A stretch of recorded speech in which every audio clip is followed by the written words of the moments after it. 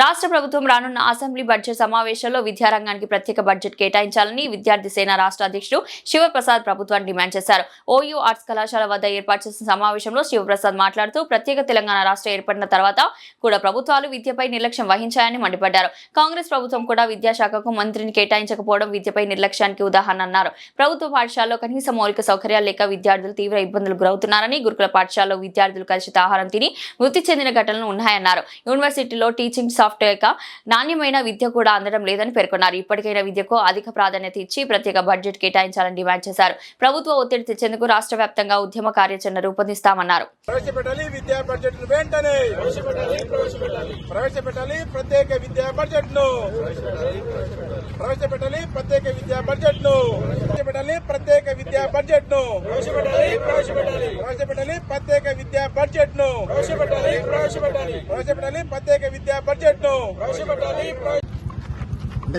ముఖ్యమంత్రి గారు అన్నప్పుడు ఆయనకు అనేక రకాల శాఖల మీద అనేక రకాల వర్కులు ఉంటాయి.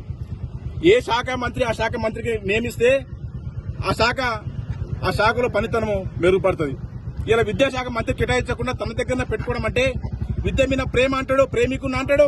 కానీ కేవలం మాటలకే, కేవలం మీడియా మాటలకే తప్ప ఎక్కడ కూడా ఫలితాలు లేవు.